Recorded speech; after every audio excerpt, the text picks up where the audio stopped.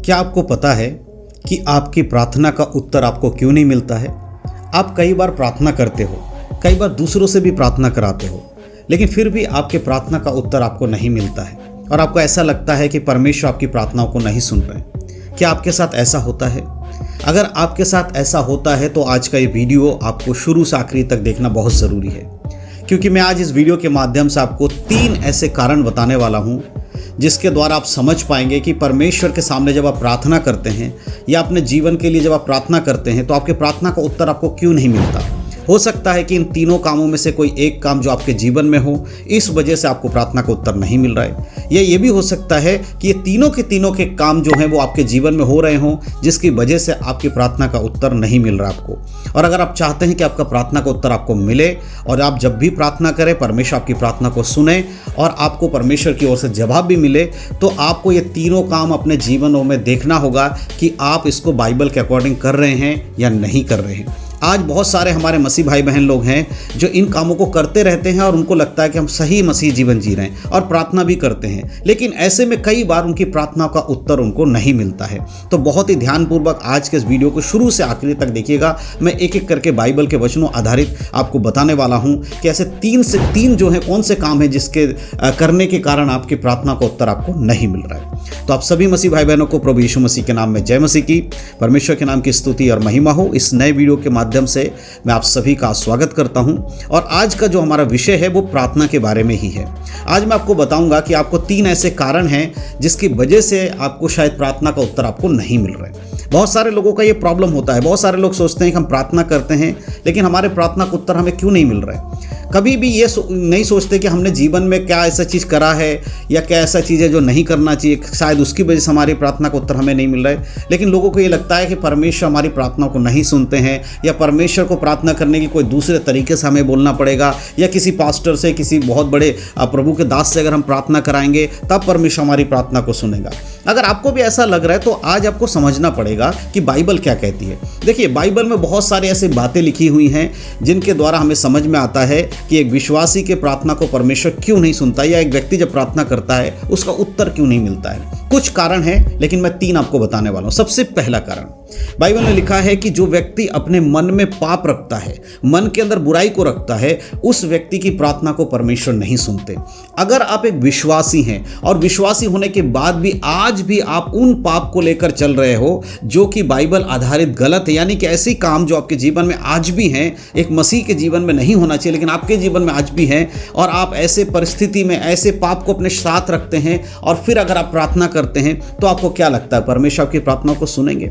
Bible के वचन में क्लियर इस बात को मेंशन किया गया है कि जिस व्यक्ति के मन में पाप होता है, जो व्यक्ति अपने पाप के स्वभाव में रहता है, उसकी प्रार्थना का उत्तर परमेश्वर नहीं सुनते हैं।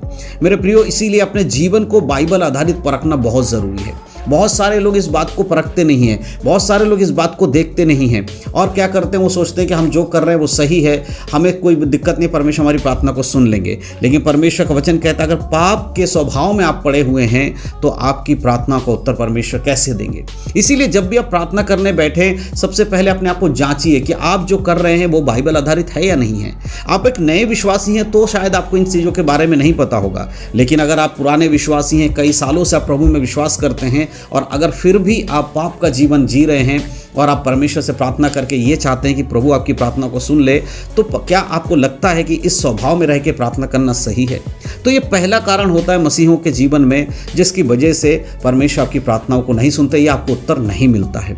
अब दूसरा कारण मैं आपको बताना चाहता हूँ। दूसरा कारण है कि जब कोई व्यक्ति बुरी इच्छा से, बुरी लालसा से प्रार्थना करता है तो परमेश्वर उस प्रार्थना के उत्तर को भी आपको नहीं देंगे। बहुत बार ऐसा होता है कि बहुत सारे लोग कुछ ऐसी प्रार्थनाओं को करते हैं जिससे किसी दूसरे का बुरा होगा, किसी दूसरे को हानि होगी या किसी के जीवन के बारे में बुरा बोलकर प्रार्थना करते हैं। कई बार हो सकता है कि आप प्रभु में विश्वास करने वाले व्यक्ति हैं, आपके विरोध में बहुत सारे लोग उठते हैं, आपके विरोध में बहुत सारे लोग आपको विरोध करते होंगे, आपको गलत बोलते होंगे और इसी गुस्से में आकर आप जब प्रार्थना करने बैठते हैं तो आप उनके बुराई के लिए प्रार्थना करते हैं। आप अपने भलाई के पीछे उनकी बुराई करना चाहते हैं, यानी कि आप क्या परमेश्वर से ये प्रार्थना करते हैं कि प्रभु मुझे ये सताते हैं परमेश्वर, इसलिए मुझे ऐसा चाहिए वैसा चाहिए, इनके जीवन में ऐसा कर दो, उन्हें पता चलना चाहिए कि आप कौन हो। कई बार मसीह लोगों की प्रार्थना ऐसी होती हैं कि वो परमेश्वर के सामने बैठकर प्रार्थना करते, प्रभु दिखा दो उनको कि आप कौन हो, आपके लोगों के विरोध में ये लोग उठ कर रहे हुए हैं, मेरे पड़ोस के लोग, मेरे रिश्तेदार हो, कोई भी जो आपके विरोध में बात करते हैं, आप शायद परमेश्वर के ऊपर इन बातों को रख के बोलते हो, प्रभु इनको दिखा दीजिए आप कौन हो, आप कोई छोटा मोटा परमेश्वर नहीं हो, इनको समझा दीजिए, इनको बताइए, इनके जीवन में कुछ ऐसा कीजिए जिनसे कि इनको पता चल जाए कि यीशु मसीह कौन है। यानी कि दूसरे के हानि के लिए, दूसरे की बुराई के लिए कई बार अगर आप प्रार्थना करते हैं तो आपकी प्रार्थना का उत्तर परमेश्वर आपको नहीं देंगे। कारण क्या जानते हैं? जिस परमेश्वर ने आपसे प्रेम किया, उस परमेश्वर ने उस व्यक्ति से भी प्रेम किया है। केवल यीशु मसीह क्रूस पर आपके लिए नहीं मारे गए हैं, सबके लिए मारे गए हैं। आज आप मसीह में हैं, लेकिन एक समय था जब आप प्रभु को नहीं जानते थे, तो आपका दशा भी ऐसी थी जैसे आज जिन लोगों को आप कहते हैं कि वो गलत, उनकी दशा के जैसे आपकी दशा भी थी। तो इसीलिए कभी भी प्रार्थना जब आप करते हैं, अपने मन में बुरे दूसरे लोगों की बुराई ना रखें, बुरी चीज़ों को सोचकर या बुरी लालसा से ना मांगे, किसी की हानि करने के लिए कोई प्रार्थना ना मांगे। ऐसा नहीं कि अपने शत्रु को नीचा दिखाने के लिए प्रार्थना करें, प्रभु मुझे ऐसा धनवान बना दीजिए ताकि मैं अपने शत्रु को दिखा सकूं आप कितने महान हो। यानी दूसरे के जीवन को खराब करने के लिए अगर आप प्रार्थना करते हैं, ऐसी प्रार्थना को परमेश्वर क्यों सुनेंगे और ऐसी प्रार्थना को उत्तर नहीं देते हैं। तो इससे हमें क्या समझना, अपने जीवन को हमें क्या करना होगा, प्रार्थना करने से पहले देखना भी होगा कि क्या मांग रहे हैं और किस पर्पस से मांग रहे हैं। बुरी इच्छा से मांगने वाले व्यक्ति की प्रार्थनाओं को भी परमेश्वर नहीं सुनते हैं। इस बात को आपको ध्यान रखना होगा। और परमेश्वर का वचन कहता है कि जब आप प्रार्थना करते हो, अपने मनों को प्रभु के हाथों में समर्पण करें। पहली चीज़ हमने क्या सीखा कि हमारे जो प्रार्थना पाप रहित होना चाहिए, हमारा जीवन ऐसा होना चाहिए कि हम पाप में अगर गिरे हुए हैं और प्रार्थना कर रहे हैं तो शायद परमेश्वर आपकी प्रार्थना को उत्तर नहीं देंगे। अगर आप दूसरे व्यक्ति के बुराई के लिए प्रार्थना करते हैं तो शायद परमेश्वर आपको अपना प्रार्थना का उत्तर आपको नहीं मिलेगा। अब हम तीसरे पॉइंट पर बात करेंगे जो बहुत ही इंपॉर्टेंट है, और वो है कि परमेश्वर का एक समय है। हालेलुया। परमेश्वर का एक समय है, वो अपने समय से पहले कभी भी किसी चीज़ को पूरा नहीं करते। ऐसा नहीं है कि आप जब प्रार्थना कर रहे तभी आपको उत्तर मिल जाए। कई बार प्रार्थना का उत्तर मिलने में समय लगता है। बाइबल हमें बताती है कि परमेश्वर का एक समय है और परमेश्वर के समय पे वो सारे कार्यों को करते हैं। तो अगर आप प्रार्थना कर रहे हैं तो इस बात को मन में रखिए कि आपके समय आने पर परमेश्वर करेगा। हो सकता है आज आप कह रहे हैं मुझे ऐसा चीज़ चाहिए, परमेश्वर मुझे ये आज ही दे दो, परमेश्वर वो मुझे आज ही चाहिए, आज ही मेरे जीवन में ऐसा कार्य होना चाहिए, आज ही मेरे जीवन में इस तरह के काम होने चाहिए। तो प्रभु ने एक समय नियुक्त किया है, उसी समय में परमेश्वर आपके जीवन में वो काम करेंगे। अगर हम देखते हैं लाजर के उदाहरण लेकर, तो लाजर की बहन ने जब यीशु मसीह को कहलवा भेजा कि तेरा मित्र लाजर बीमार है, तू आ जा, लेकिन यीशु मसीह लाजर के पास नहीं गए। वो 2 दिन और वहां पर रुक गए जहां पर वो पहले से ही थे, और इसका नतीजा क्या हुआ कि लाजर मर गया। लेकिन क्या लाजर कब्र में रह पाया? नहीं। 4 दिन के बाद परमेश्वर ने उस मुर्दे को कब्र में से जिलाया। तो परमेश्वर की एक योजना है और उस योजना के तहत परमेश्वर आपकी प्रार्थना को उत्तर देते हैं। आपका और हमारा काम है कि हम अपने जीवन को परमेश्वर के हाथों में समर्पण करें और प्रार्थना करके प्रभु से कहें, परमेश्वर मेरे जीवन में इन चीज़ों की घटी है, कमी है, आप मेरी मार्गदर्शन करें, आप मुझे बताएं कि मैं कहां से क्या करूं। और जो भी प्रार्थना विषय उसको प्रभु के हाथों में समर्पण करके इंतजार करें परमेश्वर के समय आने का। जब परमेश्वर का समय आएगा तो परमेश्वर आपके जीवन में उस कार्यों को करते हैं। इसका यह मतलब नहीं है कि परमेश्वर हमेशा देरी करते हैं, हमेशा लेट करते हैं, ऐसा नहीं है। कई बार परमेश्वर तुरंत भी काम करते हैं। तो आपको हर चीज़ों को लेकर चलना है। ऐसा नहीं है कि परमेश्वर आपके लिए देर करेंगे, ऐसा भी नहीं है कि परमेश्वर आपको तुरंत करके देंगे। हमें समझना पड़ेगा कि बाइबल के अकॉर्डिंग हमें चलना है। हमारी प्रार्थनाएं परमेश्वर के सामने होनी चाहिए विश्वास के साथ, क्योंकि विश्वास से किया हुआ प्रार्थना हमारे जीवन में कार्य करता है।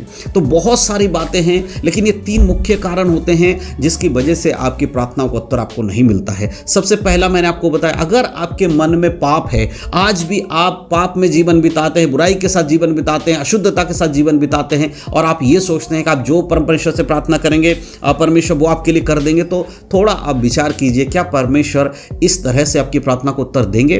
दूसरा बात कि आप जब दूसरों की बुराई के लिए, दूसरों की हानि के लिए प्रार्थना करते हैं, किसी को नुकसान पहुंचाने के लिए प्रार्थना करते हैं, तो आपके प्रार्थना को उत्तर आपको क्यों कर परमेश्वर देंगे? इसीलिए जब भी आप प्रार्थना करते हैं, आप इस चीज को देख लीजिए कि आप जो प्रार्थना कर रहे हैं, कहीं उसमें किसी दूसरे की बुराई तो नहीं छुपी हुई है, कहीं उसमें किसी दूसरे के नुकसान के बारे में तो आप नहीं सोच रहे हैं। अगर ऐसी प्रार्थनाएं हैं तो उसका उत्तर भी परमेश्वर आपको क्यों देंगे।